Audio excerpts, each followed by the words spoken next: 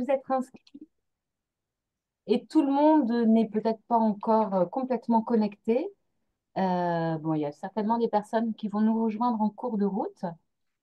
Donc, on se présente déjà toutes les deux, hein, les deux en haut à gauche, je pense, sur votre écran.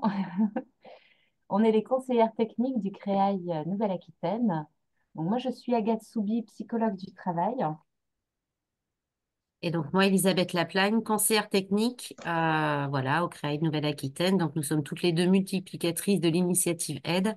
Moi, je suis sur l'antenne de Brive-la-Gaillarde. Voilà, moi, je suis plutôt à Bordeaux. Alors, on vous remercie d'être venus très nombreux à cette présentation, hein, qui est un petit peu une première, enfin, en tout cas, dans notre grande région, puisque on va vous parler d'un outil qui nous vient du Québec. Bon, je pense qu'il y a déjà quelques informations qui ont pu fuiter. On a déjà pu voir le triangle, notamment en quatre couleurs, qui circule pas mal enfin, dans le milieu. Mais il s'avère que jusqu'à présent, en France, ben, c'était très compliqué de pouvoir se former à cet outil. Et nous avons eu la chance l'année dernière d'être formés à l'outil donc pendant 6 jours par les Canadiens qui sont venus donc en personne, en deux personnes. Et donc on va avoir la possibilité de démultiplier, de diffuser cet outil et la philosophie qu'il sous-tend et les différents outils déclinés à partir de cette démarche. Est-ce que, Agathe, tu peux essayer, s'il te plaît, de partager? Parce que du coup, j'ai essayé tout à l'heure, ça marchait, ça ne me l'affiche plus. D'accord. Alors, je vais regarder ça.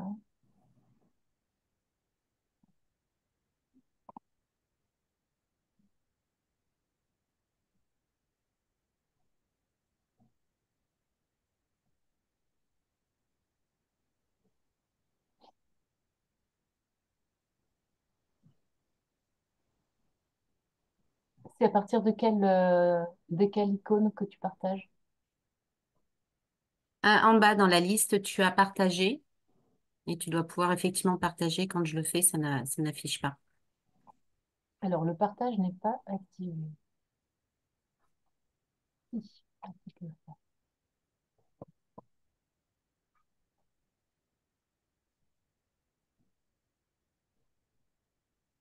Est-ce que ça marche?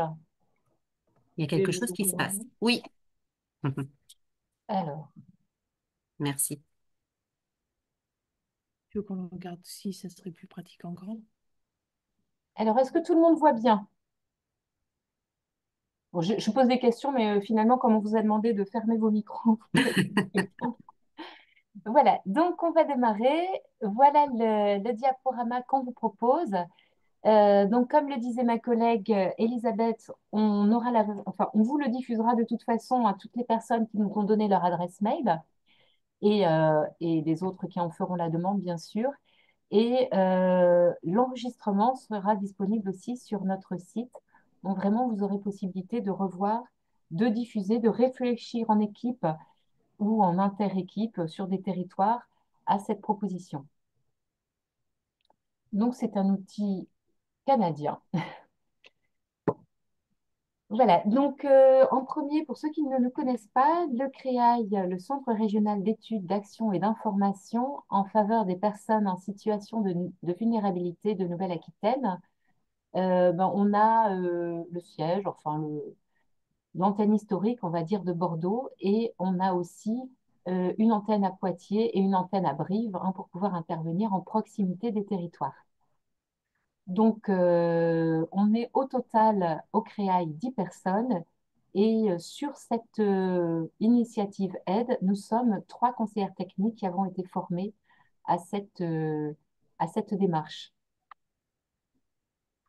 Alors, qu'est-ce qu'on fait au CREAI? On fait de l'observation et des études. Donc, on propose une expertise technique aux acteurs régionaux. On fait des enquêtes, des études, des indicateurs, des bases de données. Euh, à la demande de l'ARS, mais pas que, hein, on peut avoir des demandes d'autres institutions ou même d'associations ou d'acteurs privés pour mieux appréhender les besoins du territoire et mieux y répondre. On a tout un volet accompagnement, hein, donc bon, en gros, c'est de la formation, mais c'est aussi de l'appui technique, du soutien aux pratiques professionnelles, et clairement, c'est un accompagnement à la mise en œuvre des politiques publiques. On propose aussi une animation régionale pour créer du lien entre les acteurs. Donc, ça va prendre la forme de journées d'études, de colloques. Le dernier en date, c'était le 19 décembre dernier à Talence, donc en Gironde, où on a eu un colloque sur les maltraitances.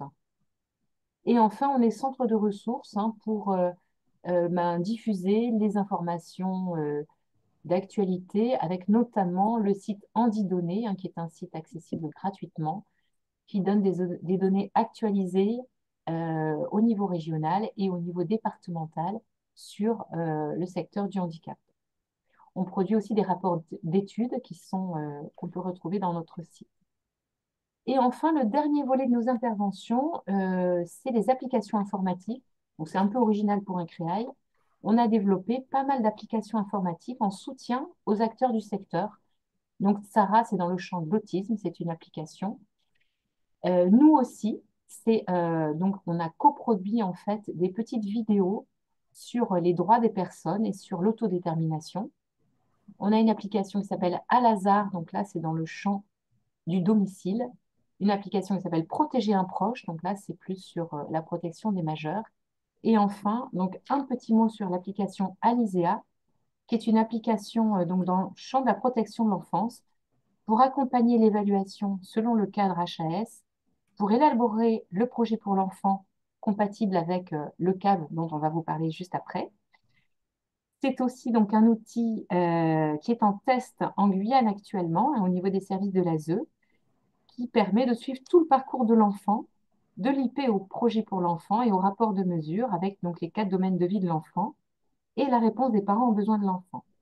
Donc, on souhaitait juste vous donner cette petite information parce que c'est quelque chose qui est très novateur et qui peut intéresser les départements. Donc, notre directeur reprendra contact avec les personnes qui peuvent être potentiellement intéressées, qui se sont connectées à ce webinaire. Voilà.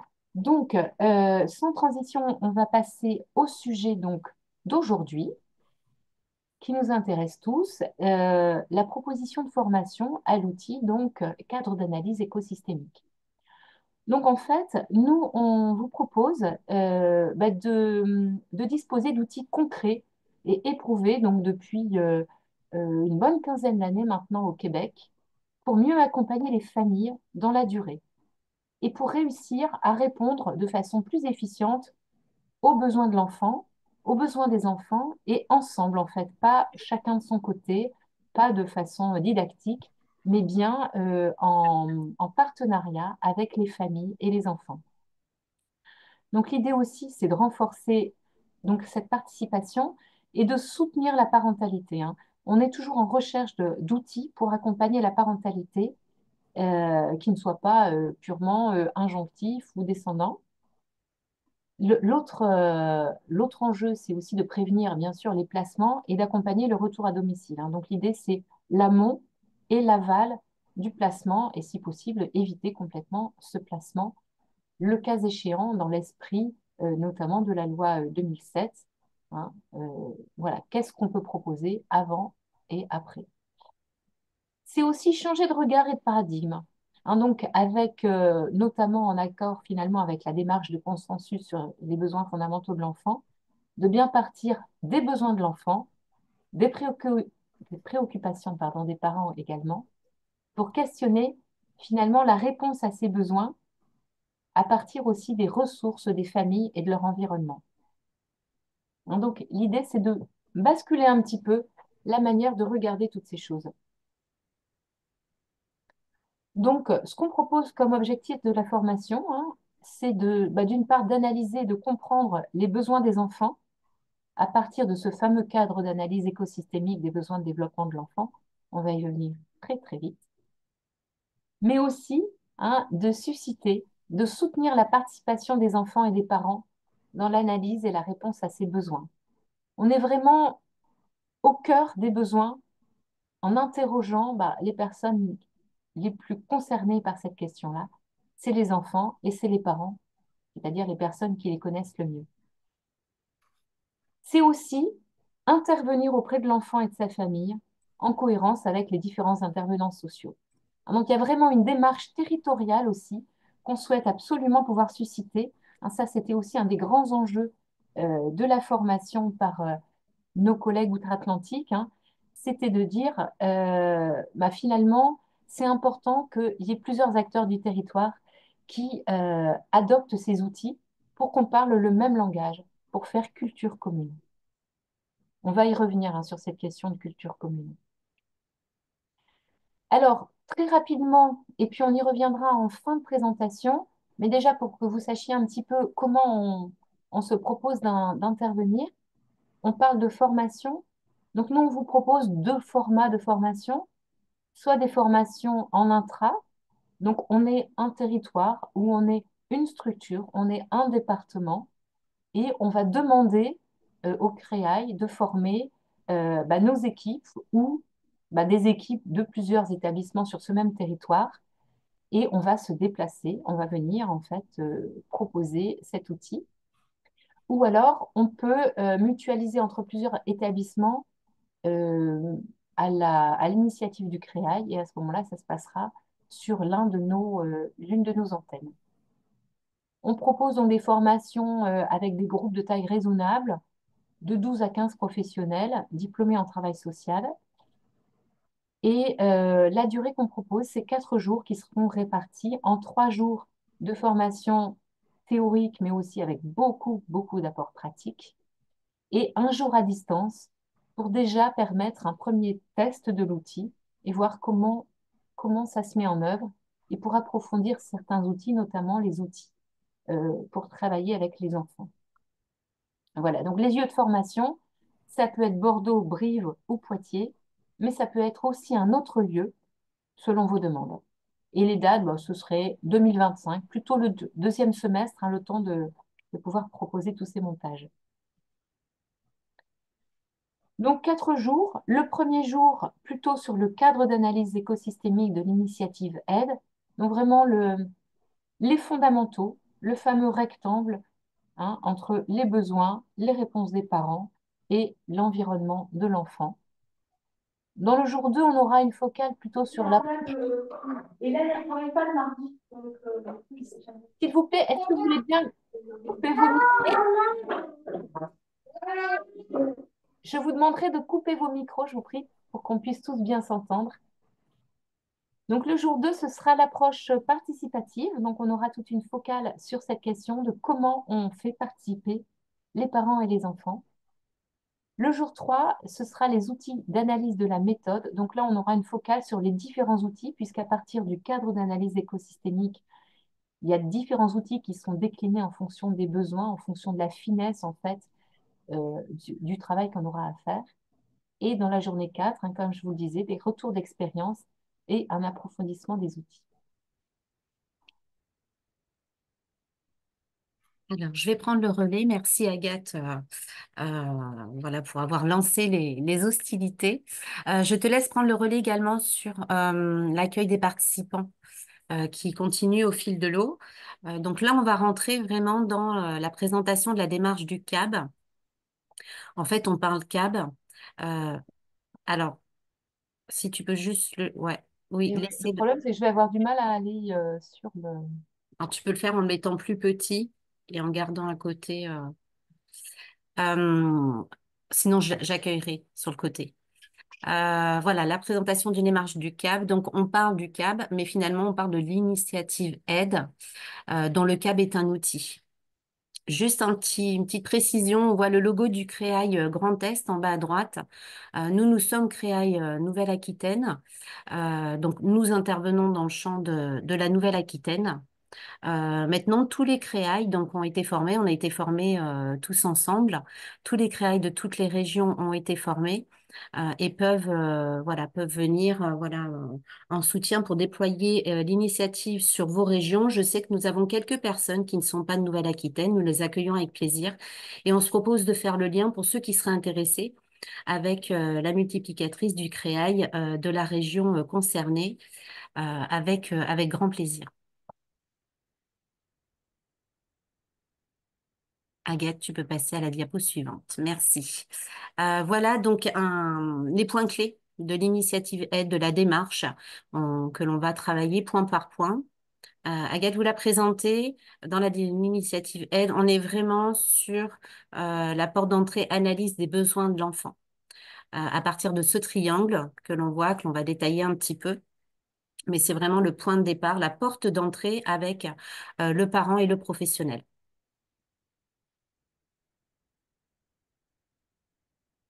Alors, tu peux continuer, Agathe? Non, tu as déjà passé la diapo. Très bien, Oui, j'ai passé la diapo là. très bien. Excusez-nous pour les détails techniques, hein, voilà, vous voyez que vous n'avez pas eu le summum peut-être des compétences techniques du créail. Donc, nous faisons au mieux. On va essayer de s'en sortir. Donc, voilà, ce triangle que l'on voit d'un peu plus près. euh, qui permet aussi, c'est vraiment la même démarche, la même logique qui transparaît dans tous les outils de l'initiative aide. Ça, c'est le premier outil, le cadre d'analyse écosystémique des besoins de développement des enfants. On y voit un triangle avec un côté gauche où on va reprendre les besoins de développement de l'enfant. Donc, les besoins en santé, en éducation, développement affectif et comportemental, identité, besoin de relations familiales et sociales, présentation de soi et habileté à prendre soin de soi. Donc, sur cette partie gauche, on retrouvera toujours les besoins de développement de l'enfant. Sur la partie droite, on retrouve la réponse des parents aux besoins de ces enfants. Donc, parfois, c'est les parents, parfois, c'est des proches. Concrètement, qui répond à ces besoins et de quelle manière? Et sur la base du triangle, on va retrouver, Pardon. sur la base du triangle, on va retrouver les facteurs familiaux, environnement, donc vraiment les ressources et l'environnement qui entoure cet enfant. Au milieu du triangle, on retrouve l'enfant avec, voilà, on va s'intéresser à son bien-être, son développement, sa sécurité. Euh, et l'idée, ça va être d'aller explorer tous ces champs avec une démarche participative, d'aller explorer tous ces champs dans une vision écosystémique, de voir tout ce qui gravite autour de l'enfant et tous les liens qui existent. Tout ça est très lié parce que finalement, pour répondre à un besoin de l'enfant, encore faut-il avoir bien identifié. Donc là, on est sur le côté droit. Il faut questionner la réponse qui est faite au quotidien à ce besoin par les parents ou par l'entourage proche, et aussi se dire quelles ressources sont déjà mobilisées ou peuvent être mobilisées voilà, dans cet accompagnement. Donc, tout est lié, c'est tout ce travail de lien qui va être fait dans l'initiative aide. Vas-y, Agathe, tu peux passer à la suivante. Merci. Alors, hop, c'est Voilà. bon. Donc là, on le retrouve. Ça reprend ce que je vous ai dit. Donc, les 7 dimensions en lien avec le besoin de développement, le côté gauche du triangle. Alors, peut-être certains vont me dire, on ne retrouve pas les éléments de la conférence de consensus des besoins de l'enfant. Ce n'est pas exactement, c'est vrai, la même terminologie. Maintenant, il y a des liens. Voilà, quand on explore le cas, bien sûr qu'il y a des liens qui sont très clairs. Ça reste très cohérent, d'autant plus que la conférence de consensus sur les besoins fondamentaux de l'enfant s'est notamment appuyée sur ce cadre d'analyse. Sur le côté droit, donc, on retrouve là, on va venir explorer la capacité des parents ou de substituts à répondre aux besoins de l'enfant en ce qui concerne les soins de base, la sécurité, la question de l'amour et de l'affection, la stimulation, l'encadrement et la stabilité. Et donc, le bas du triangle, vraiment la base du triangle, on va venir explorer tous les facteurs familiaux environnementaux qui vont venir influer la réponse à ces besoins, parfois en tant que facilitateur, parfois en tant qu'obstacle. Et l'idée, c'est que tout au long de la démarche, de l'accompagnement, on donne la parole à chacun. C'est bon, Agathe. Merci. Donc, pour faire ce travail, l'initiative Aide propose différents outils donc adaptés à la personne avec laquelle on va travailler et qui reposent toujours sur la même articulation avec le cadre d'analyse que l'on retrouve sur votre droite. Donc, on a des outils dédiés pour les enfants, par exemple je t'écoute, on va en donner quelques mots. Le triangle de mon monde, également, donc qui est un outil pour l'enfant, un petit peu plus grand que le Je t'écoute. Le Je t'écoute, on est sur des enfants de 3 à 8 ans. Le triangle de mon monde, on peut l'utiliser pour des enfants un petit peu plus grands. On a le triangle de mon enfant, qui est la version donc destinée aux parents, la version de travail, on va dire, destinée aux parents du cadre d'analyse. Et ensuite, on a 3 grilles, la grille commune d'analyse, la grille d'analyse préliminaire et ce qu'on appelle le CAB. Donc, vous voyez, c'est un outil finalement parmi d'autres. Donc, le cahier d'analyse des besoins de l'enfant, qui, lui, est la version la plus poussée, la plus pointue de la démarche. Sur la grille commune d'analyse, ça s'adresse plutôt à un public, à des professionnels, on va dire, de première ligne. Voilà, l'école, les crèches, la garderie. Sur la grille d'analyse préliminaire et plus particulièrement le CAB, on est déjà sur des professionnels de l'accompagnement, par exemple, qui mettent en place des mesures AEMO, AED, ou par exemple aussi auprès de MEX pour des retours en famille. Donc ça, c'est le jeu t'écoute. Voilà, un jeu pour les enfants en fait, c'est un jeu de cartes. Donc, pour les enfants de 3 à 8 ans. On va prendre un temps dédié, voilà, en tant que professionnel avec l'enfant pour lui donner un espace d'expression, de liberté de parole, où le professionnel ne va pas être dans une attente de quelque chose, ne va pas être dans un objectif non plus. On va pas dire on va parler de tel sujet, tel sujet. Non, on va laisser l'enfant rentrer dans la porte qu'il souhaite, par la porte qu'il souhaite, et le laisser nous dire ce qu'il a envie de nous dire à ce moment-là, ce qui fait sens pour lui à ce moment-là. Donc, il va avoir le jeu de cartes à sa disposition. Donc, on retrouve toujours dans le jeu de cartes également la logique du triangle. Donc, il va y avoir des illustrations sur le côté gauche donc, du triangle, comment je me porte et comment je me développe, ce qui fait référence aux besoins de l'enfant. On va venir s'interroger également donc, sur des cartes du côté droit, donc ce que mes proches m'apportent finalement, comment mes proches répondent à mes besoins. Et sur la base du triangle, on va venir interroger les ressources, l'environnement. Là, on a l'exemple, parle-moi de ta garderie, de ton école. Donc, d'un côté, on a une image. Donc, ça, c'est l'enfant qui choisit l'image sur laquelle il souhaite s'exprimer. Il y a une question donc au verso. Et il y a aussi pour les professionnels des guides de questionnement pour aider à expliciter, par exemple, à inciter à la parole, etc. Mais on n'est pas du tout dans un rôle, on ne va pas guider l'enfant pour aller dans tel champ ou tel champ. On va le laisser aller là où il souhaite aller.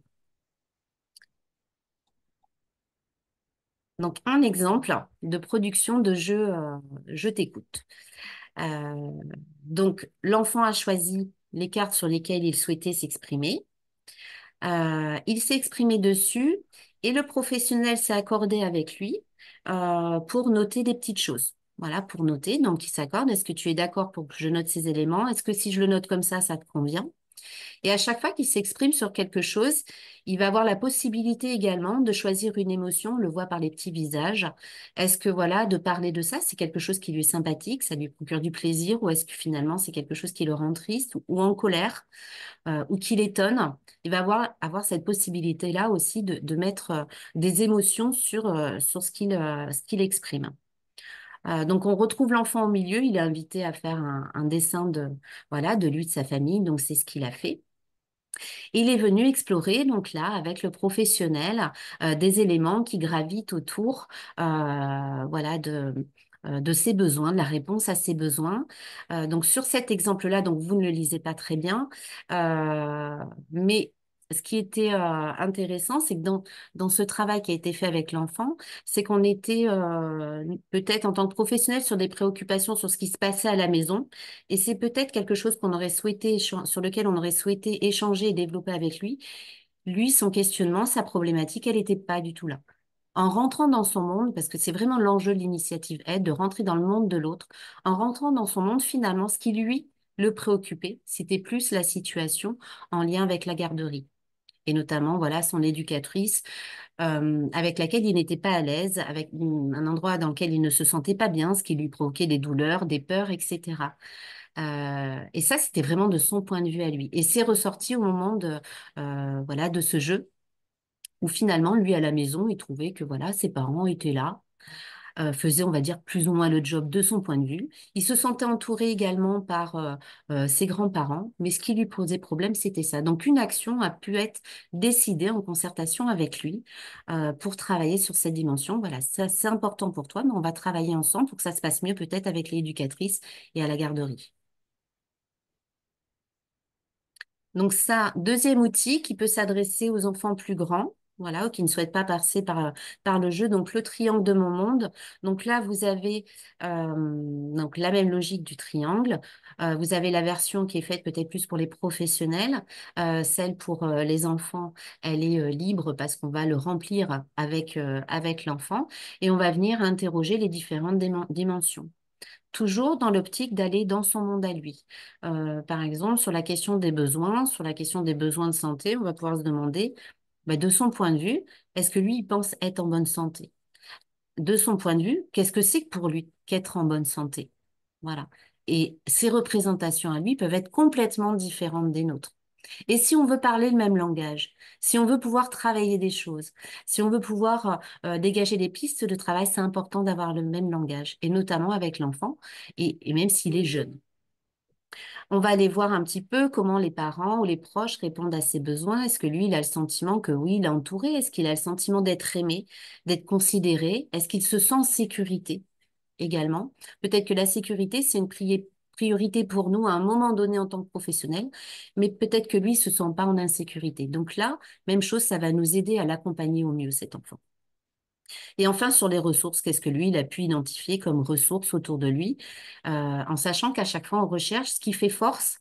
C'est intéressant de voir ce qui fonctionne bien, voilà, et de le mettre en mots, de l'identifier, de le mettre en valeur, et parfois aussi, bien sûr, ce qui fait difficulté, et aussi de le poser, voilà, pour dégager ensuite des plans d'action. Hop là.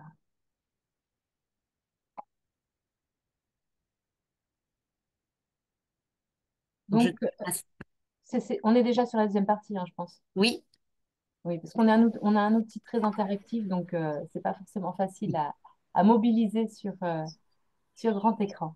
oui, Donc le la travail Grand Est est certainement beaucoup plus au point sur les nouvelles technologies que nous, je pense. Donc bon, voilà, donc la deuxième focale, hein, qui est vraiment fondamentale dans cet outil, c'est le fait que les parents et les enfants sont nos partenaires.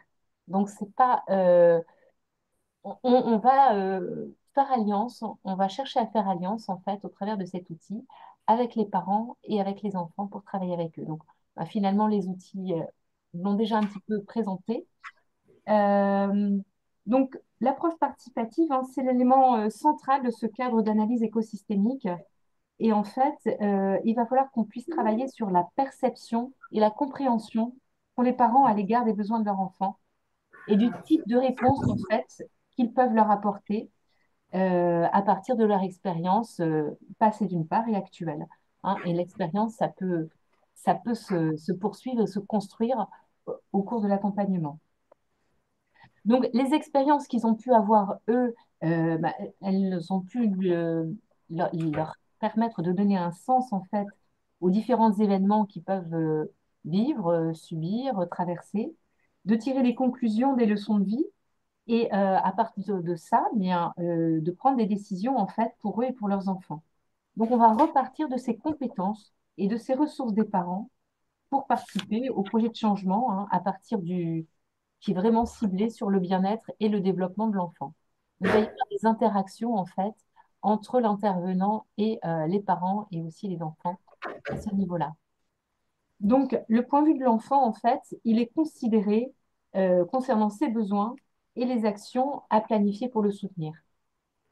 Et en parallèle, on va s'intéresser à la capacité du parent, donc à développer des compétences pour réaliser ce changement. On va partir d'une notion théorique en fait qui est pas mal développée et qui sera développée dans la formation, hein, dans cet outil aide. C'est ce qu'ils appellent la perspective expérientielle des parents. Donc, on repart en fait d'un schéma qui va reprendre les différentes dimensions du point de vue des parents.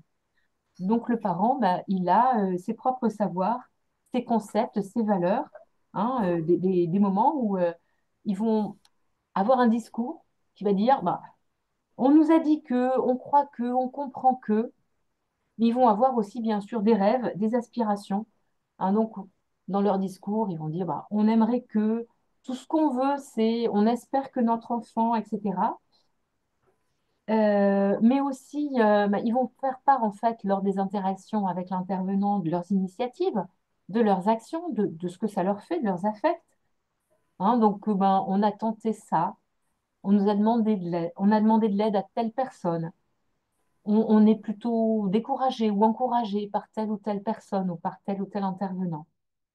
Et enfin, les parents feront part aussi de leurs inquiétudes et des difficultés qu'ils repèrent. Donc, ils vont dire des choses comme on a peur que notre enfant a des difficultés, on n'arrive pas. Ah, donc, tout ça, c'est finalement des choses qui vont être travaillées au cours de la formation pour aller rechercher toutes ces informations auprès des parents pour pouvoir, avec eux, en tenant compte de ce qu'ils sont et leur vécu, ben, pouvoir travailler avec eux à la réponse aux besoins de l'enfant. Alors, pourquoi s'intéresser aux problèmes des parents? On reste bien focus sur l'enfant et ses besoins, bien sûr, mais en fait, on ne peut pas faire abstraction des problèmes des parents, surtout si on a l'intention d'accompagner les parents et non pas d'être dans une question, enfin, dans une dimension de placement. Donc, l'idée de protéger les enfants, eh bien, ça doit se faire aussi en aidant les parents.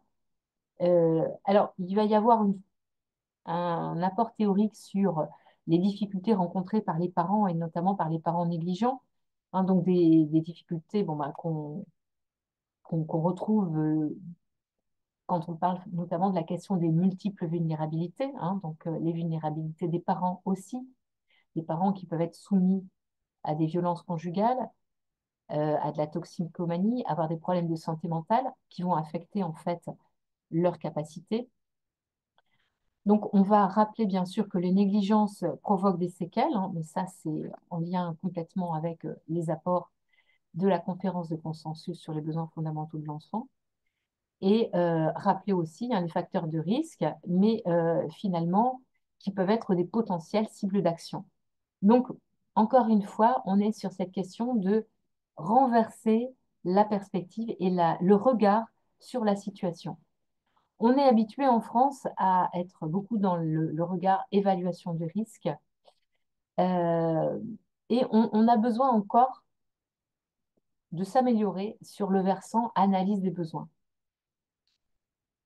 En fait, bah, quand on a uniquement la focale évaluation du risque, on est préoccupé par la sécurité de l'enfant. Et c'est important, c'est fondamental. Hein. Et toute la démarche HAS, en fait, vise effectivement à s'inquiéter de la sécurité de l'enfant. Dans la démarche d'analyse des besoins, l'objet des préoccupations reste aussi la sécurité, mais on est très, très centré sur le développement de l'enfant et le contexte de vie. Donc, on ne va pas oublier la dimension sécurité, mais on va lui rajouter cette préoccupation fondamentale autour de la question du développement et qu'on retrouve aussi hein, finalement dans le cadre HAS, bien sûr. C'est juste une question de focale et de complément. Quand on est trop préoccupé et uniquement préoccupé par l'évaluation du risque, on risque d'intervenir en fait un peu comme un sauveur, comme un chevalier blanc. Bon, il y a des représentations hein, par rapport à ces interventions en protection de l'enfance. Euh, notre, la démarche en fait hein, canadienne euh, nous invite à plus de modestie et je suis sûre que dans le quotidien vous y êtes complètement. Les représentations, euh, là ici qu'on cherche à susciter en fait, c'est plutôt l'intervenant comme un aidant. Quand, en perspective évaluation du risque, on est dans une démarche finalement qui peut peut-être intervenir dans un climat de conflit, en tout cas être se heurter à de nombreuses résistances et finalement obliger ou inciter l'intervenant à être un peu dans des bah, si vous ne faites pas ça, on va devoir faire ceci. Si la démarche administrative ne peut pas se faire, on va être obligé de passer en judiciaire. Hein, donc des mécanismes qu'on connaît bien. Euh, nos, nos collègues canadiens insistent beaucoup hein, sur l'idée plutôt de chercher à comprendre, à analyser les situations et les contextes hein, de façon plus globale, plus holistique. Dans la démarche évaluation du risque, on ne parvient pas vraiment à contrer les séquelles pour l'enfant.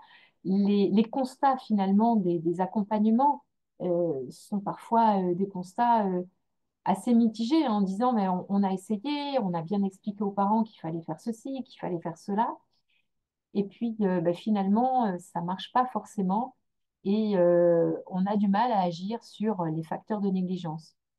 Donc la démarche aide en fait, repose sur une meilleure évaluation et un meilleur accompagnement des problématiques du parent et finalement à chercher à fournir à l'enfant des occasions de se développer sainement. Hein.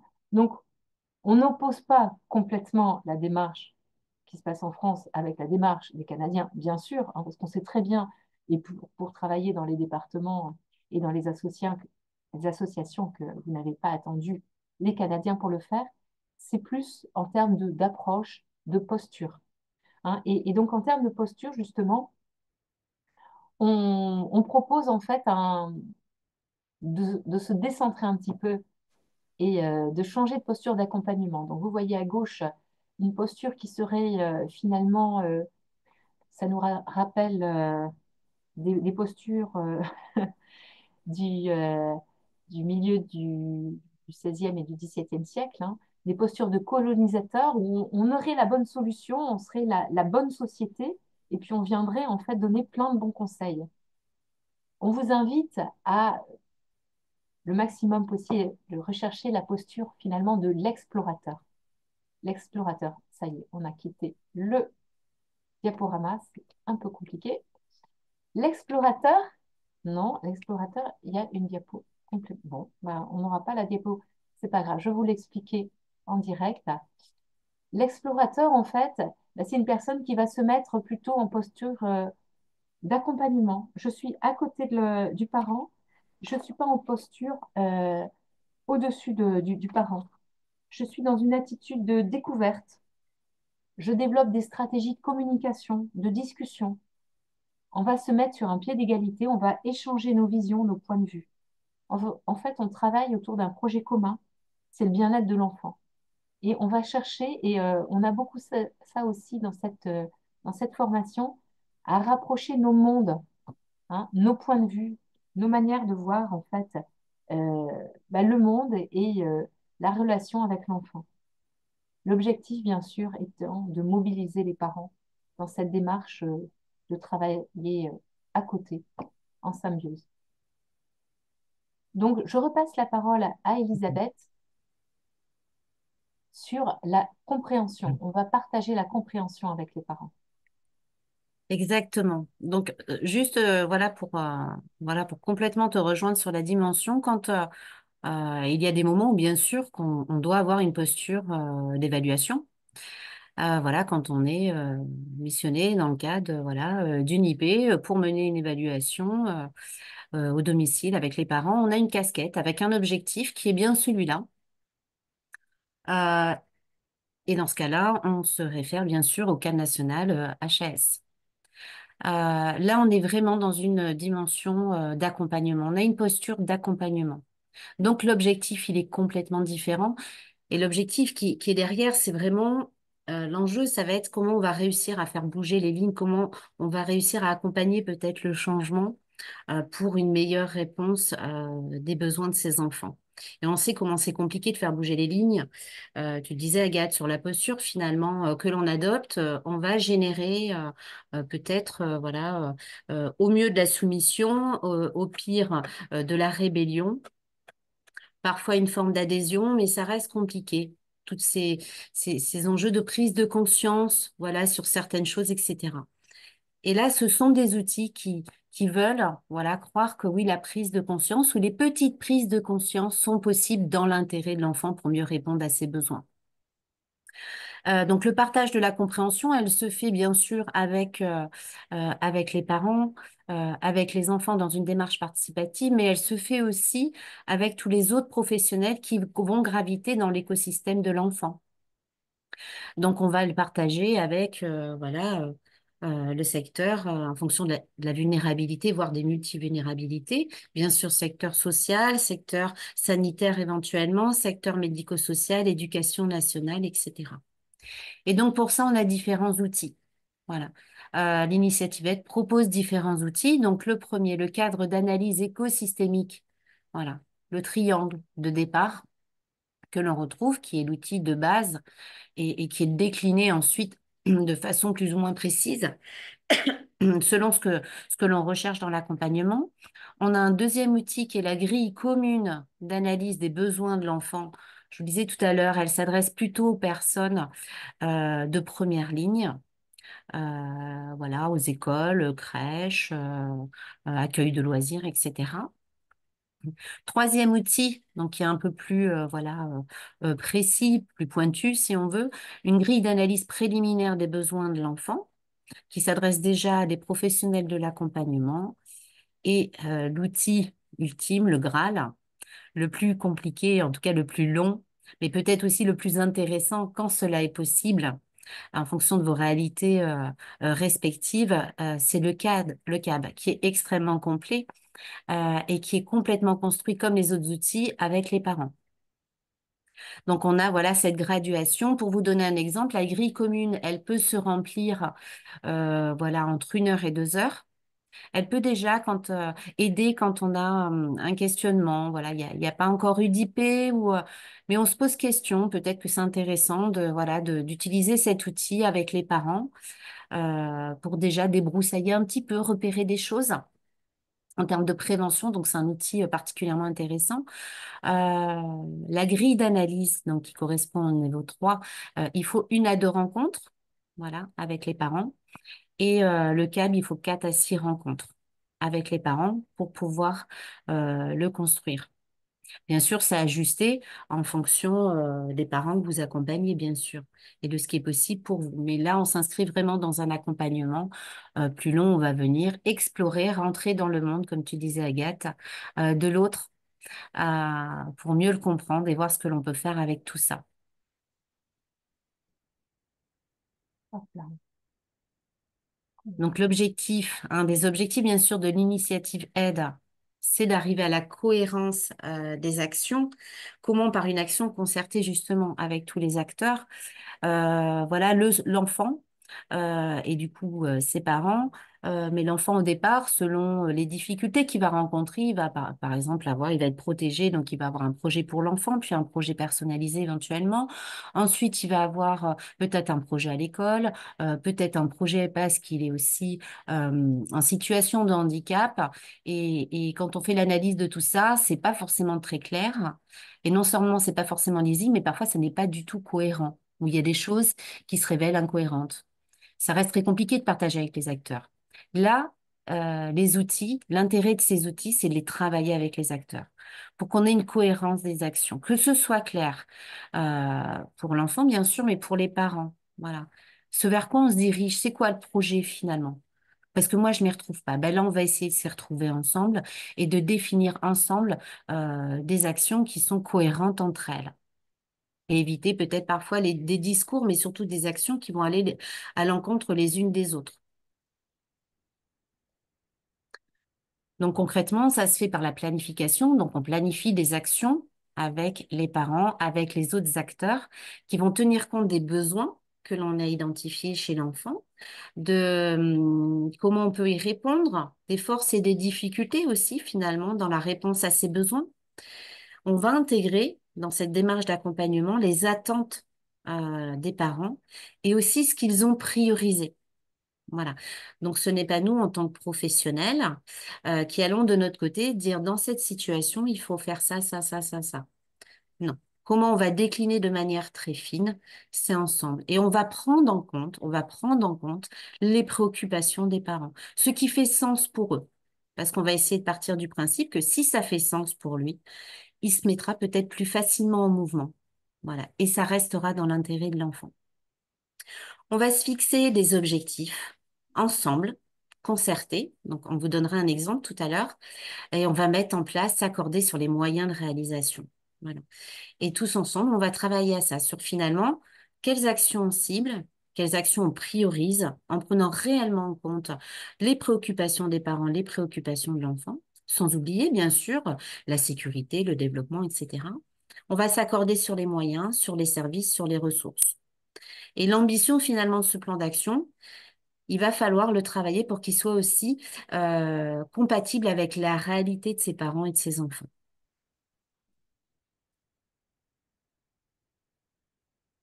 Donc, bien sûr, ce sont, voilà, indispensables. Il faut que ce soit des actions concertées.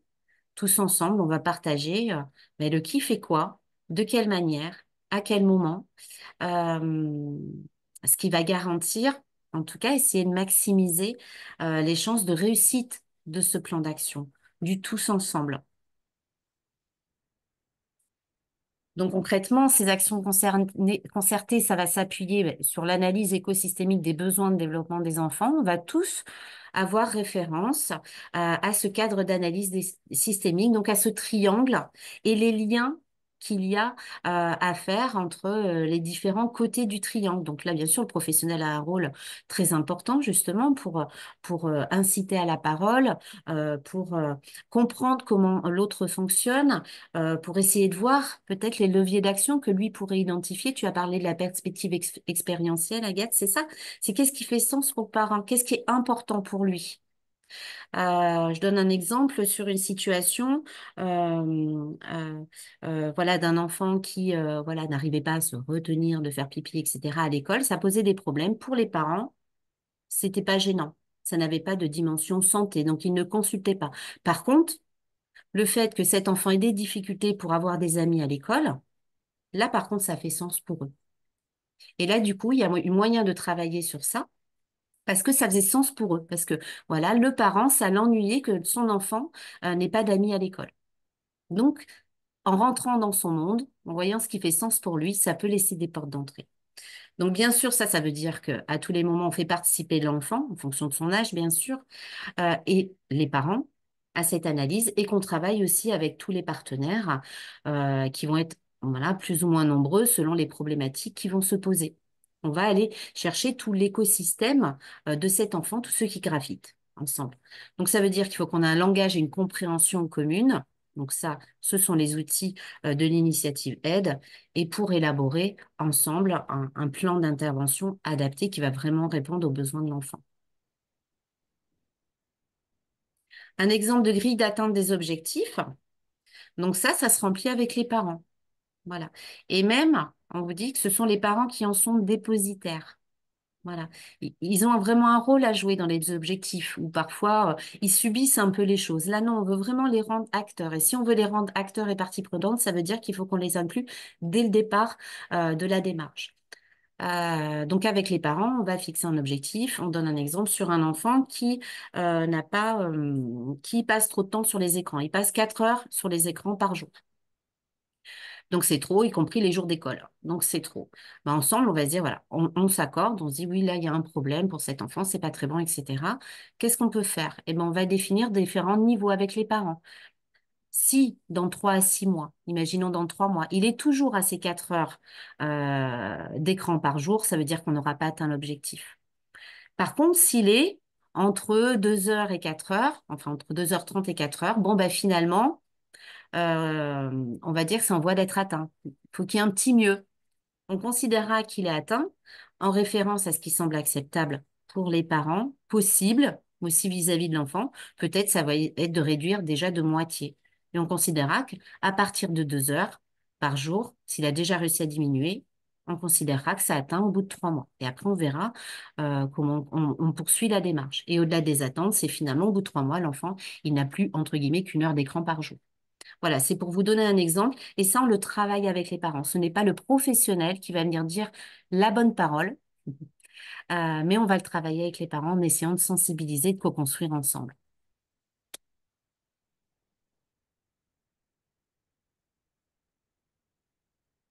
Et la notion voilà, de responsabilité collective dans l'initiative aide, ça reprend tout ce qui est avant finalement.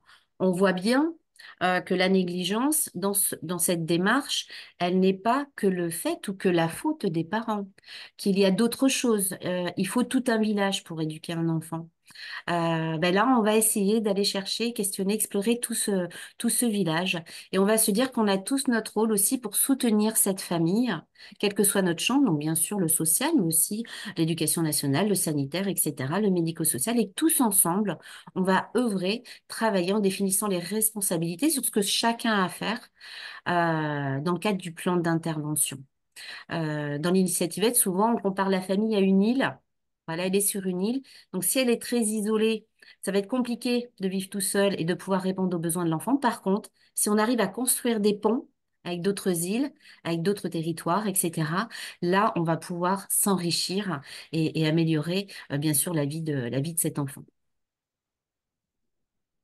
Donc, pour faire tout ça, on a besoin, donc ça, on l'a dit, d'avoir le même vocabulaire, les mêmes repères. Et c'est ce que propose le cadre d'analyse et les différents outils qui sont construits autour. Merci Elisabeth pour cette présentation. J'espère que ça a fait sens pour vous, hein. On a abordé des choses que vous connaissez, que vous pratiquez au quotidien, puis des choses qui sont peut-être un petit peu plus nouvelles. On espère que ça vous a mis en appétence en fait de cette démarche aide. Donc là, on revient sur l'organisation qu'on vous propose. On propose donc une organisation en 4 journées. Et pour décliner en fait ce qu'on vient de vous présenter, donc sur la première journée, on est vraiment centré sur la démarche, le sens de cette démarche à partir du cadre d'analyse écosystémique de l'initiative. Le triangle hein, que vient de vous présenter Elisabeth un petit peu en détail.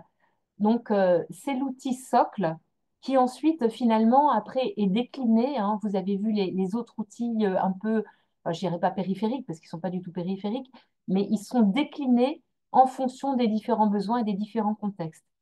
Donc, on va passer toute une journée sur les fondements de ce cadre d'analyse et puis les raisons pour lesquelles, en fait, il a été développé ainsi. Donc, on va présenter le contexte de l'utilisation, mais aussi les différents niveaux d'action hein, de la démarche aide que vous a présenté Elisabeth également. On va s'attacher aussi aux principes, aux fondements, aux concepts, à la théorie finalement qui sous-tend ce cadre d'analyse écosystémique et aux différentes théories. On aura un temps aussi pour réfléchir ensemble à l'action en partenariat et comment on peut mettre en pratique donc, ce cadre dans l'analyse écosystémique des besoins de l'enfant. On parlera aussi hein, des impacts de l'utilisation du cadre, d'une part pour l'enfant, mais aussi pour ses parents et pour les partenaires. Alors, l'originalité aussi de la formation qu'on vous propose, c'est qu'on a énormément d'exercices, de mise en pratique. Et donc, pour chaque journée, on a finalement un cahier d'exercices tout à fait situé, d'une part des exercices pardon, euh, de type réflexif, où on va inviter en fait les stagiaires à s'approprier les concepts, à réfléchir, à faire des parallèles avec leur représentation. Donc là, par exemple, sur cette première journée, on va essayer de réfléchir ensemble et de s'approprier les concepts besoins des enfants, partage des responsabilités, cohérence des actions.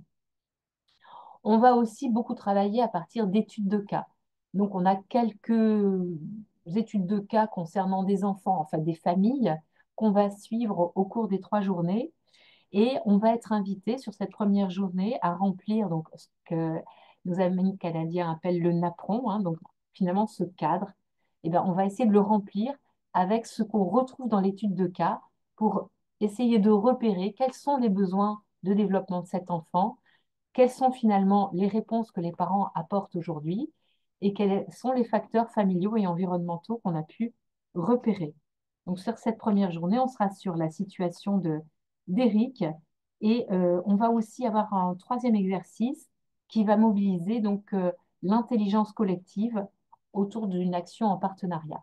Donc, on va inviter les formés à réfléchir à ce qu'ils ont pu mettre en place dans d'autres contextes. La deuxième journée, elle sera donc centrée sur la question de l'approche participative.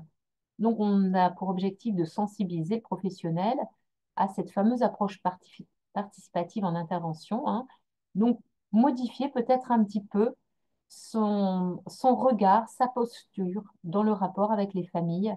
Et on va donc travailler de façon assez approfondie sur la perspective expérientielle dont je vous ai parlé tout à l'heure.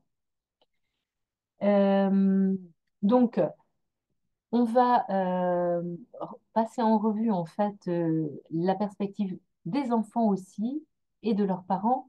On va travailler sur l'alliance avec les parents. En fait, qu'est-ce qui nous rapproche finalement, nous et les parents?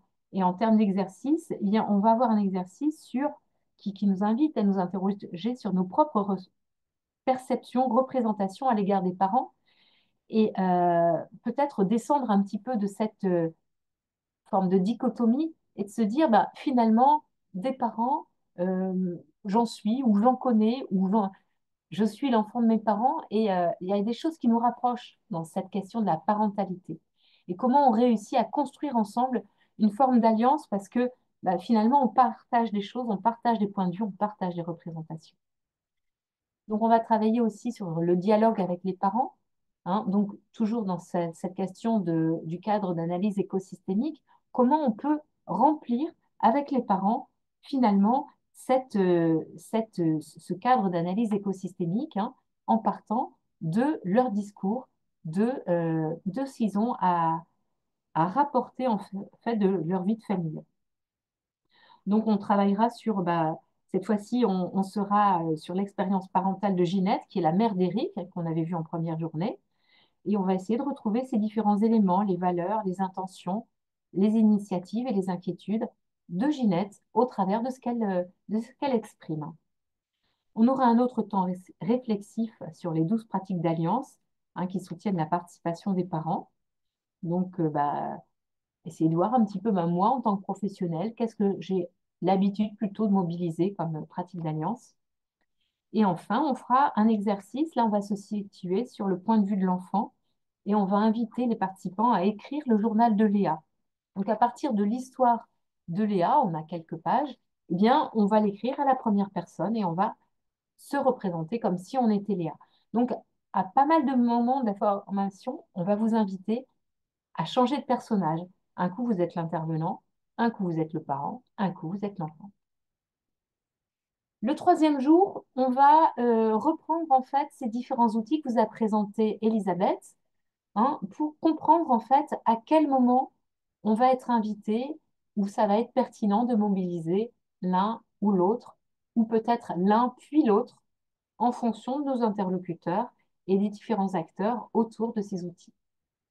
Donc, on espère qu'à la fin de la journée, chaque participant aura bien compris quels outils on utilise auprès de qui, à quel moment, de quelle manière, hein, en partant du principe que bah, le niveau 1, finalement, c'est un petit peu un niveau informatif. C'est un premier niveau. Quand on va être en contact avec les parents, ben, on va leur expliquer un petit peu ce que c'est que cette bête-là.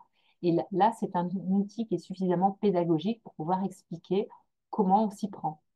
Le deuxième outil, on est déjà donc sur une analyse un peu concise des besoins de l'enfant, qui peut se faire avec ou sans la famille. Le troisième outil, on va plus loin, on est dans une analyse approfondie et on commence à penser à plan d'action.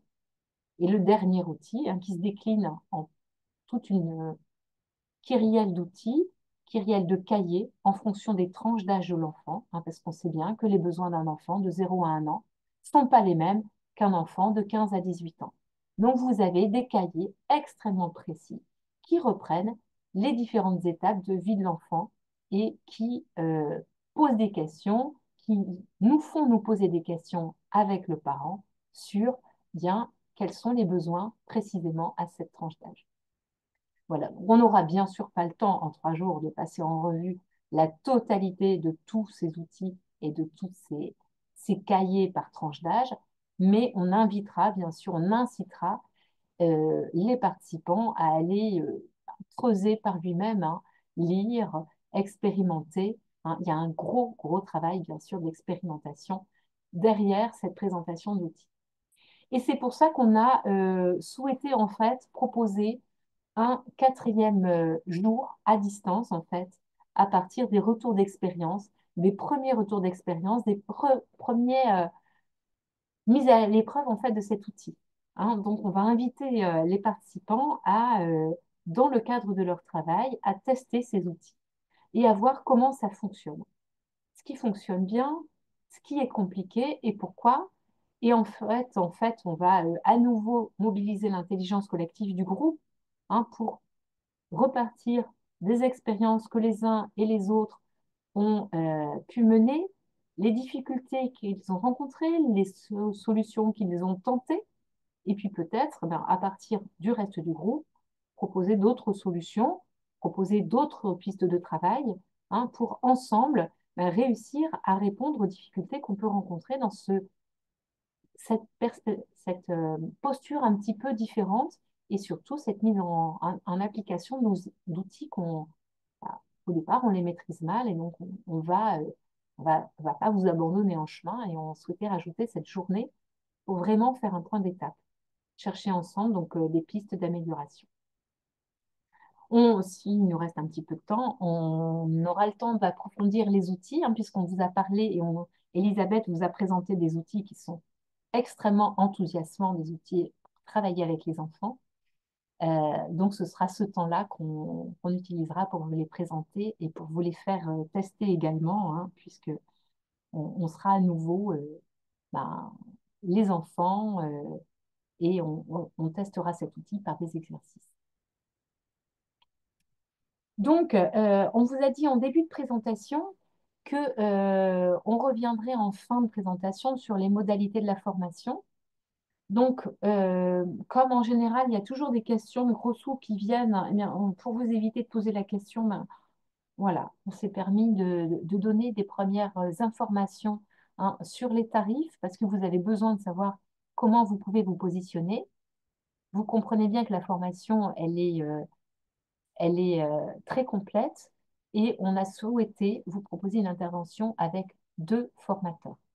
Donc, la formation, elle se propose que ce soit en intra ou en inter avec 2 formateurs et bah, les modalités sont un petit peu différentes. Donc, on a mis à partir de 8 participants parce qu'on estime qu'en dessous, ça n'est pas intéressant pour vous et on a parlé tout à l'heure de culture commune, on ne peut pas imaginer faire une formation et faire changer les pratiques si on n'est pas au moins 8, mais de préférence 15 participants. Et puis après, en fonction de l'institution, de la structure, on peut démultiplier le nombre de groupes, bien sûr. Voilà. Donc là, c'est les modalités, grosso modo. On souhaitait partir d'une base et bien sûr, après, on vous invite en fait à nous solliciter et à revenir vers nous pour nous dire un petit peu comment vous voyez les choses pour qu'on puisse tricoter ensemble en fait une proposition beaucoup plus personnalisée, hein, en fonction du besoin de votre structure, du besoin de votre département, du besoin de votre environnement, en fait. Euh, excusez-moi, j'ai la vibre.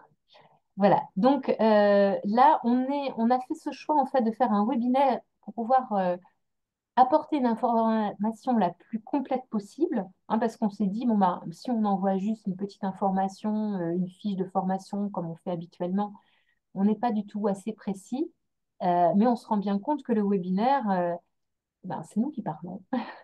Et donc, on a essayé de répondre en même temps que notre intervention avec le chat, mais comme on a pu, puisque c'est pas toujours évident d'être sur les 2 postures. Donc, on souhaitait vous proposer de répondre à vos premières questions. Oui, première question, premier ressenti aussi. Est-ce que c'est un outil que voilà, vous connaissiez?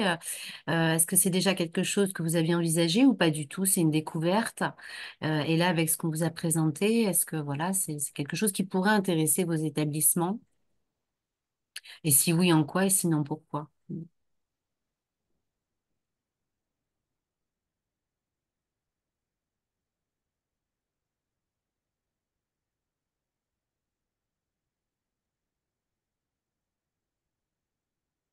Oui, Donc, c'est bien pas bonjour. tout. Oui, Ah, oui.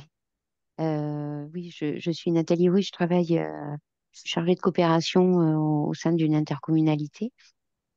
Et moi, ma question, alors, c'est pour les travailleurs sociaux, ça veut dire, est-ce que les éducateurs de jeunes enfants font partie pour vous des travailleurs sociaux, enfin voilà, est-ce que c'est travail social, diplômé en travail social, je sais pas ce que vous entendez, est-ce que c'est que les éducs, les AS, ou ça peut être d'autres formations? après, ce sont des outils dont la pertinence est évidente pour les professionnels de l'accompagnement qui vont être voilà, déjà dans le champ de la protection de l'enfance. Mm, Mais malgré tout, dans les crèches, etc., un rôle peut-être de prévention, de repérage, d'accompagnement. J'y vois mm, surtout un rôle de prévention peut-être sur les premiers outils en travaillant ouais, avec les autres pour justement éviter la dégradation des situations ou des situations qui mm, passent complètement inaperçues, alors que finalement, on avait repéré les petites choses, mais on les a pas travaillées. ouais, Là, ça peut donner des outils, je pense, assez professionnels. oui. Travailler la parentalité. Mm. Ouais, c'est ça, parce qu'effectivement, là, travailler avec l'enfant, c'est pas possible, hein, ça paraît quand même très, très difficile. Par contre, moi, après, j'avais une autre question. On est en train de mettre en place le projet éducatif du territoire, donc entre les écoles, le périscolaire, enfin voilà, les centres de loisirs, ainsi de suite. Et du coup, tout à l'heure, vous parliez de cohérence au niveau de l'enfant. Moi, je me posais la question, comment est-ce que ça peut être aussi, enfin voilà, pour parler le même langage. Le problème, c'est que est-ce qu'un animateur avec un BAFA, voilà, peut accéder à la formation ou pas. Enfin voilà, c'était comment est-ce qu'à un moment donné on peut parler le même langage si on n'a pas la formation, si on n'a pas voilà, enfin, je me disais voilà, du coup, est-ce que ça peut être en direction aussi de ces personnels euh, en périscolaire ou pas? Enfin, c'est ma Alors moi, question quoi. oui, j'aurais tendance à dire que oui, tout dépend comment ça va s'inscrire. Ce qui est intéressant, par exemple, là, ce serait dans une logique un peu vraiment d'interstructure où tout le monde va échanger, être clair sur les rôles qui sont attendus de chacun. Voilà, parce que Mm. l'animateur de BAFA ne fera pas d'accompagnement. Voilà. Par Tout à contre, fait. voilà, il peut repérer des choses, il peut déjà faire le lien, il peut déjà Mm. accompagner, en tout cas pour orienter. Et là, ça peut être intéressant. Après, si c'était un groupe que d'animateurs de première ligne, peut-être que la formation sera à retravailler pour ne cibler que ce qui peut être intéressant Ouais. vraiment pour eux. Oui, en fin de compte, effectivement, il y a deux choses. Il y a l'intervention et il y a le repérage ou la prévention, en fin de compte. C'est ça. Ouais, Il y a du coup, différents voilà. niveaux. Il y a Mm, différents niveaux. mm, Donc, mm, notamment, je trouve intéressant, par exemple, pour une JE, de connaître mm, les cahiers, comme disait Agathe, il y a des cahiers de 0 à 1 mm, an, à mm, 2 ans, mhm, à 4 mm, ans. Et ça, mm. c'est un support d'échange, parce que c'est ça, en fait. C'est un support C'est ça, d'échange et de c'est dialogue un avec outil, les ouais. parents. Mm, mm, Exactement.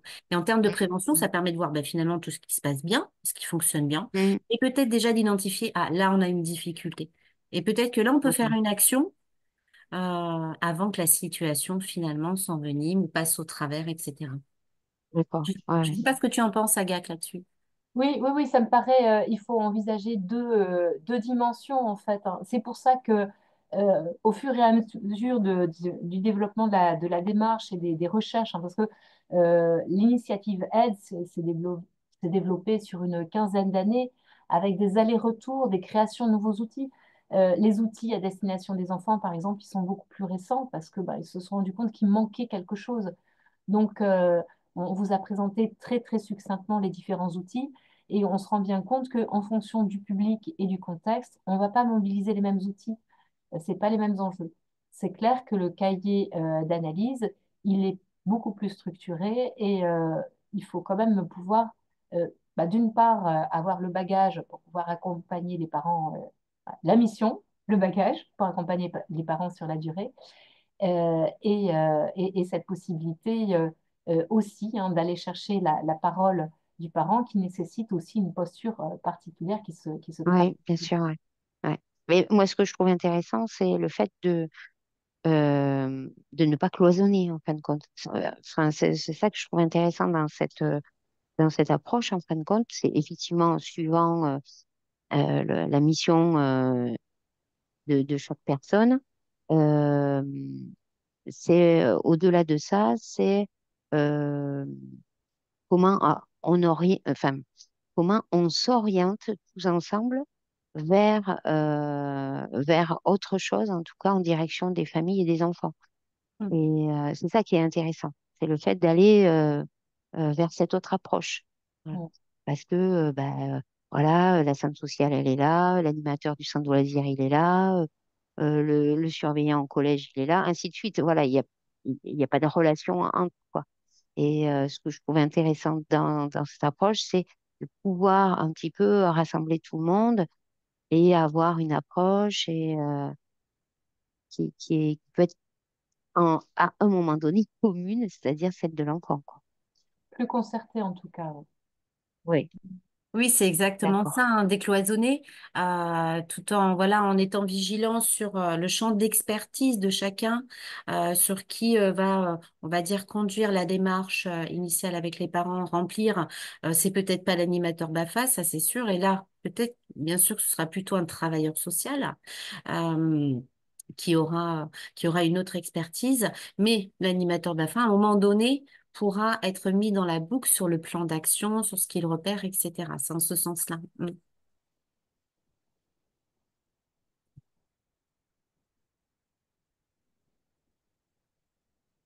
Est-ce que nous avons d'autres questions?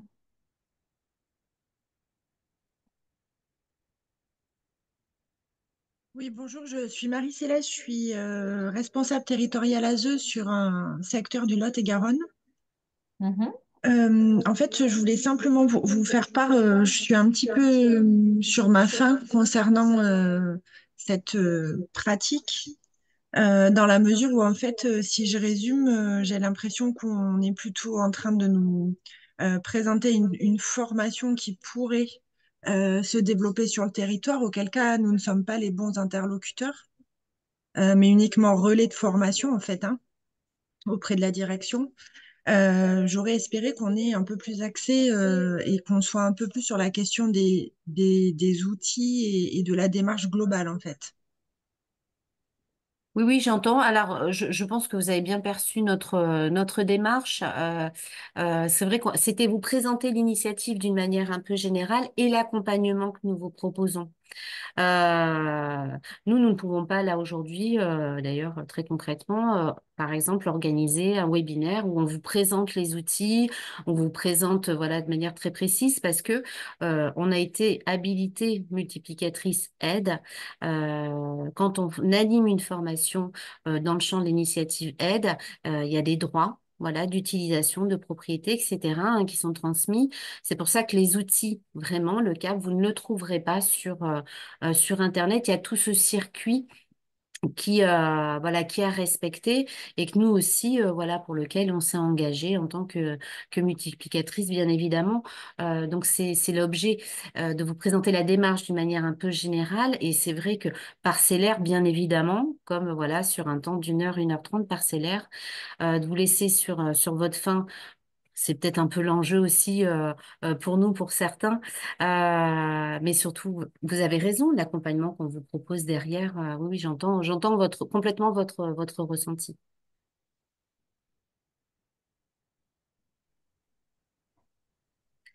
Il y a une question qui est posée sur le chat. Quid d'une intervention à destination des étudiants en travail social pour les sensibiliser à la démarche afin de créer au plus tôt une culture commune? Ça, ce serait super. C'est vrai que ce serait super si les étudiants en travail social pouvaient être d'une part très bien formés au cadre national HAS pour la partie évaluation et dans un second temps sur, par exemple, l'initiative aide pour la partie accompagnement, soutien à la parentalité, etc. Donc ça, ce serait très, très bien.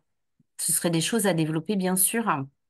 Vous voyez bien, l'initiative aide, ça arrive en France. Donc, sur certaines régions, c'est déjà arrivé via certains créas et ça a déjà été expérimenté, etc., notamment en Bretagne. Euh, donc, il y a plein de choses qui sont à construire. Mais déjà, ça veut dire qu'il faut qu'on acculture un peu les gens, que ça parle un petit peu aux gens. Donc, ça commence. Mais il y a un gros travail aussi d'acculturation, de dire, ah oui, ça, c'est quoi? Oui, mais concrètement, ça, c'est quoi? Là, on est sur la phase d'information Oui. finalement.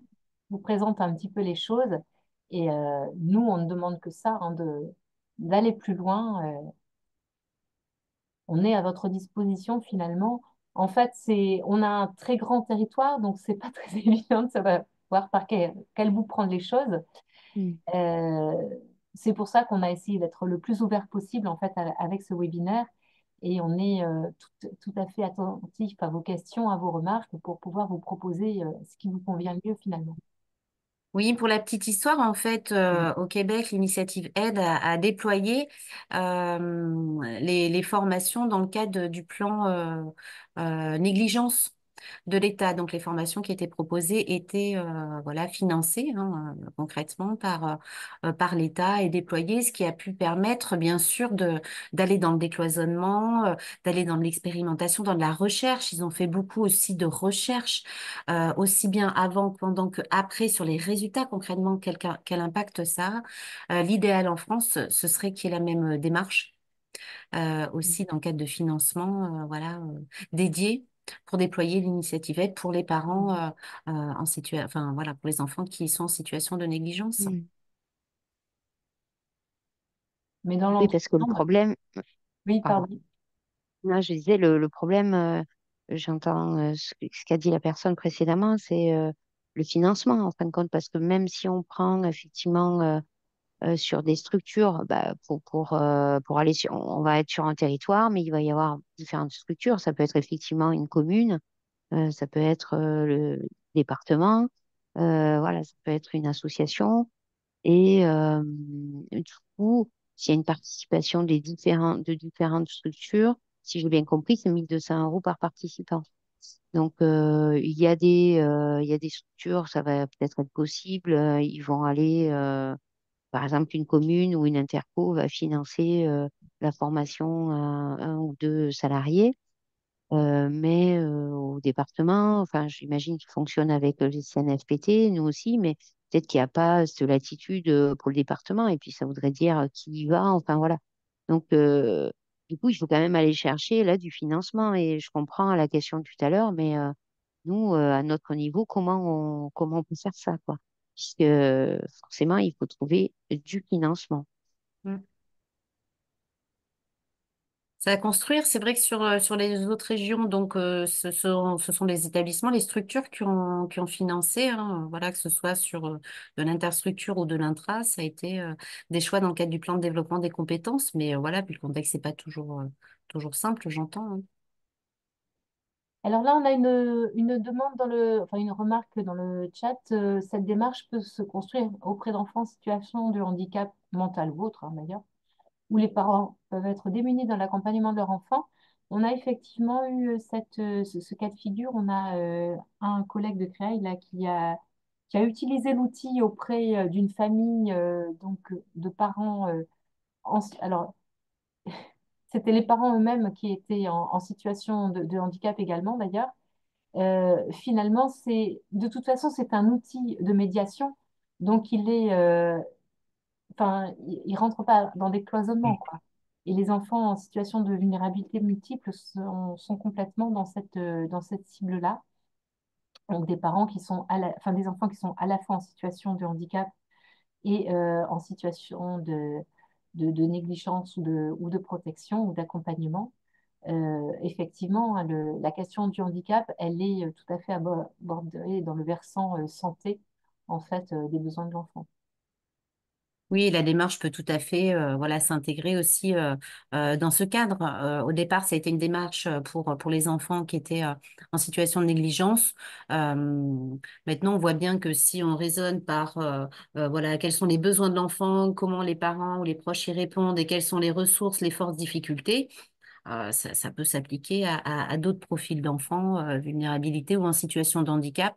Après, peut-être avoir pour la prise en compte vraiment des besoins particuliers voilà, de ces enfants dans cette démarche. Mais Mm. en termes de prévention également, ça reste très intéressant. Et c'est vrai que tous les métiers finalement qui sont en lien avec des enfants en difficulté, qui sont en lien avec le domicile, ou qui cherchent à développer les liens avec le domicile, parce que bon, il y a quand même, enfin c'est prévu quand même dans pas mal, enfin dans quasiment tous les ESMS, le lien avec les parents, et on se rend compte que dans nos accompagnements, bah, il y a aussi encore, hein, dans le médico-social, certainement des progrès à faire, hein, pour impliquer davantage les parents dans les accompagnements, hein, qu'il s'agisse finalement d'accompagnement dans un établissement ou d'accompagnement au domicile. Mm. Donc, on a une question. Merci, voilà, Barbara, du coup, pour votre question. C'est vrai que c'est pas facile de se repérer, et même au bout, voilà, d'1h30 de webinaire, j'entends complètement que ce soit pas facile de se repérer. Nous, on a suivi, voilà, une très longue formation pour que ce soit enfin clair pour nous. Donc, en fait, on part parfois à tort du CAB. En France, parfois, on parle du CAB, du CAB. En fait, on est sur l'initiative aide. L'initiative aide, donc tout ce qui vous a été présenté. À l'intérieur de cette initiative, il y a une démarche. Donc la démarche de participation, de co-responsabilité, etc. Et des outils. Et le CAB, voilà, le CAB ou les CAB, vous avez raison, il y en a plusieurs par âge. Les CAB, ce sont un des outils de l'initiative aide. Et c'est l'outil, on va dire, le plus complet, voilà, dans l'accompagnement qui existe. Oui, mais en fait, c'est aussi le sigle. Ils sont un peu coquins parce que le sigle global, pardon, le cadre d'analyse écosystémique des besoins de développement des enfants, ça fait aussi CAB. Donc, Oui. bon. Mais c'est vrai, quand on parle du CAP, c'est le cahier, en fait. Et les cahiers, vous avez raison, ce sont les cahiers. Voilà. Et ça, ce sont des outils, parmi d'autres outils, dans le cadre d'une démarche. C'est important la démarche d'ailleurs, parce que ce serait sans doute dangereux de diffuser ces outils sur Internet sans qu'il y ait eu appropriation de la démarche. Nous, on l'a vu dans la formation que nous, on a pu suivre avec voilà, beaucoup de temps d'intercession, d'expérimentation, des retours d'expérience.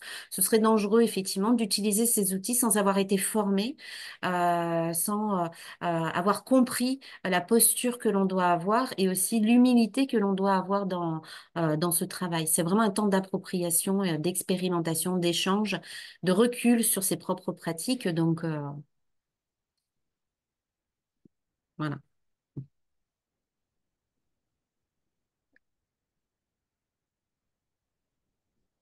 Oui, dispositif Panjo. Donc, il me semble que c'est dans le cadre de la PMI. Donc, peut-être vous allez pouvoir nous expliquer. Panjo, il me semble, de mémoire, PMI sur le soutien à la parentalité. Oui, c'est ça. Bonjour.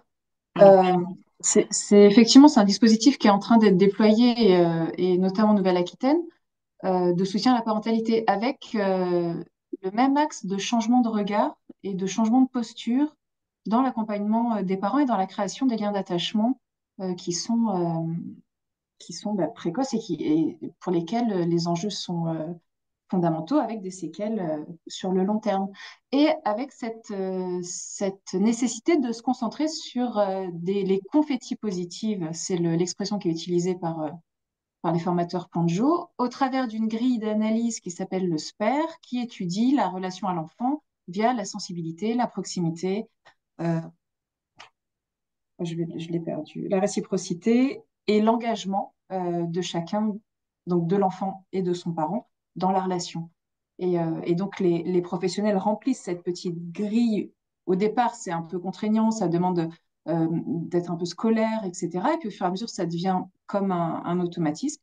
Et elles sont capables d'identifier quelles actions, du coup, elles mettent en place, quelle activité elles mettent en place avec la maman ou avec le papa ou le proche pour que le lien d'attachement soit sécure, ne se désorganise pas, ne soit pas ambivalent, etc. Et donc, oui, j'y vois vraiment des similitudes avec cette démarche aide parce qu'on se concentre justement sur ce qui va et pas sur ce qui va pas. Mais ça reste une difficulté quand on fait des évaluations sociales. À un moment donné, là, ce que vous mettez en avant avec l'initiative aide, ça, c'est effectivement très intéressant dans ce qui est de l'accompagnement et du soutien à la parentalité. Parfois, quand on est dans un temps d'évaluation sociale, il est nécessaire d'avoir une posture. Alors, je ne parle pas du tout de la posture de chevalier blanc ou de choses comme ça. Je pense qu'aujourd'hui, les équipes ont compris l'intérêt d'avoir l'adhésion des parents autant que possible. Et pour ce faire, bah, évidemment, il faut éviter de les braquer. Mais, euh, mais c'est parfois aussi compliqué dans une démarche d'évaluation de se mettre euh, avec d'adhérer, enfin pas d'adhérer, mais en tout cas même si on cherche l'alliance, il faut aussi faire passer un message qui est bah là en fait il faut réagir, il faut mettre en place des choses, il faut entendre les mesures qu'on vous propose, etc. Alors complètement, c'est pour ça qu'en fait la démarche d'évaluation et la démarche d'accompagnement, elle peut pas être menée de façon simultanée ou en tout cas avec les mêmes professionnels. Quand on arrive en tant que professionnel avec une casquette d'évaluation, vous l'avez dit, on a une posture différente, on a des objectifs différents. Donc, on va travailler aussi de manière différente, même si, bien sûr, on va essayer de le faire avec bienveillance, voilà, avec de l'écoute aussi. Mais malgré tout, le champ reste différent. Quand on est dans le cadre, voilà, de l'initiative aide, on est vraiment dans une démarche d'accompagnement. Donc, comme vous le dites, voilà, je pense que dans vos propos, effectivement, avec Panjo, dans la dimension prévention, on peut Oui, retrouver, oui, oui, des similitudes, mais ça veut dire que là, il faut qu'on ait uniquement la casquette accompagnement à un moment donné, avec du temps dédié pour cet accompagnement.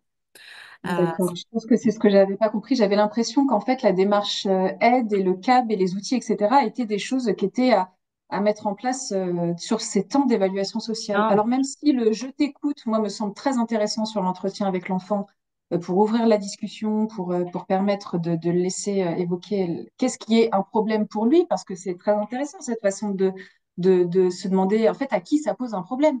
hmm, Effectivement, est-ce que ça pose un problème aux parents, à l'enfant et ou aux professionnels?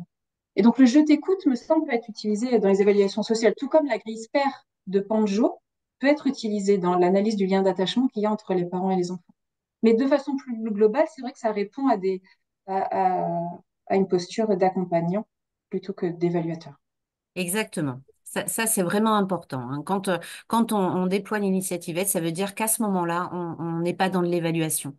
Ouais. On est pour de la participation, de la concertation, pour vraiment faire l'alliance avec le parent, essayer d'impulser voilà ces petites prises de conscience, mais on n'est pas dans de l'évaluation. Donc l'objectif, le rendu n'est pas le même. Pour vous donner un exemple, quand on travaille sur les outils avec les parents, l'idée c'est que ces outils restent au domicile des parents. On disait tout à l'heure qu'ils en soient dépositaires. Donc, ce Oui, n'est oui, pas, je note, je suis professionnelle, je récupère un maximum de choses, etc. Je ramène ça chez moi. Et bien sûr, tout ça, ça va nourrir peut-être le rapport de situation, etc., qui va avoir lieu. Bien sûr que ça va nourrir tout ça. Mais quand vous êtes dans cette démarche-là, vous n'êtes pas là pour recueillir avec un objectif de recueillir des choses, mais plus de travailler ensemble dans l'intérêt de l'enfant sur ces petites actions. Je trouve ça mignon, c'est vrai, les confettis positifs, oui, parfois on en est là, parfois on en est là, bien sûr, mais ça fait et sens puis pour les parfois, parents et c'est ça fait sens simplement, pour les enfants. ben, aujourd'hui, elle a ouvert la porte. Voilà, elle n'est pas restée à la porte. Et finalement, c'est quelque chose. Bon, ben, déjà, on est rentré. Déjà, elles seront disponibles. Et voilà, c'est intéressant en tout cas. En tout Mm. cas, c'est bien que ça évolue dans ce Oui. sens-là. Mais la démarche d'évaluation reste voilà, une démarche à part entière. Il y a un cadre national en France, le cadre Ouais. HAS. D'ailleurs, nous, on accompagne aussi voilà, les structures sur le cadre national HAS, donc on le connaît bien. Il est très bien fait, très bien construit, et là, il répond vraiment à une démarche d'évaluation. Donc ça, très bien. Et ça, c'est important, bien sûr. Oui, et c'est vrai qu'il est très complet et que Oui, effectivement, c'est un outil. Et puis de pas multiplier les outils, c'est aussi important parce qu'après, ça clarifie, il faut que le message soit clair pour les professionnels qui sont sur le terrain et que les pratiques aussi pour qu'il y ait une culture commune, il faut pas changer d'outil non plus tous les 6 mois et multiplier.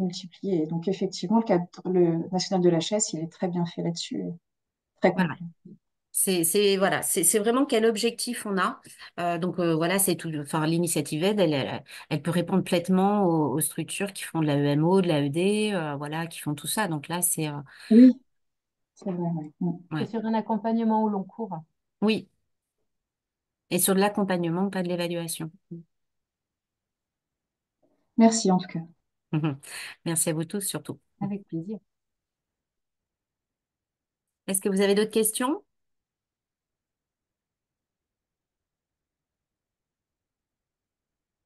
Je prends ça pour un non.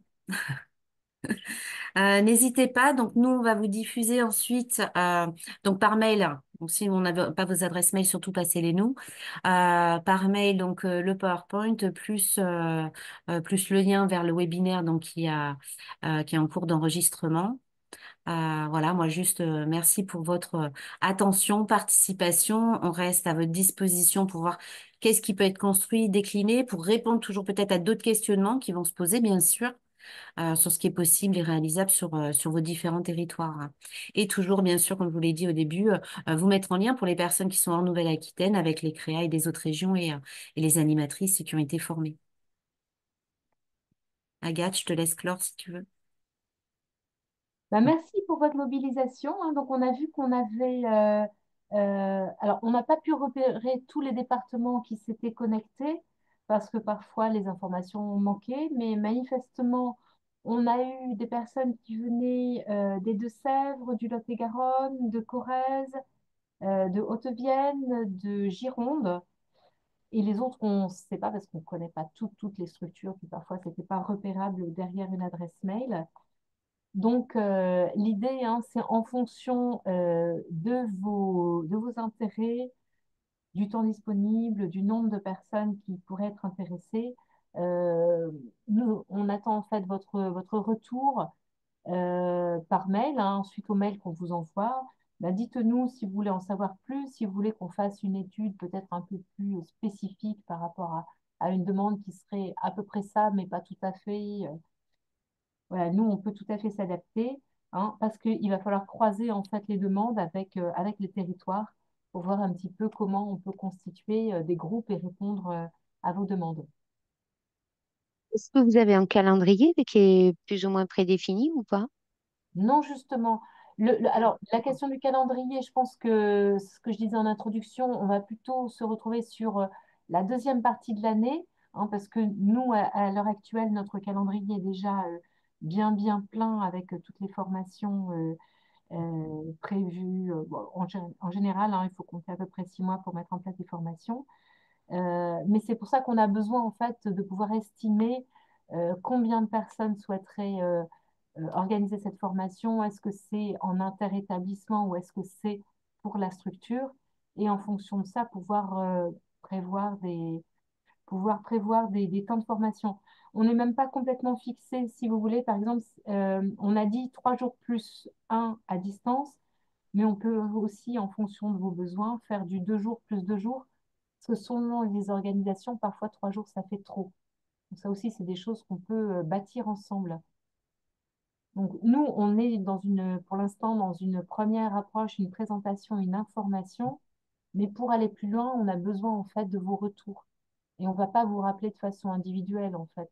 Là, voilà, c'est à vous de nous dire, en fait, dans quelle mesure et dans quel périmètre vous souhaiteriez aller plus loin.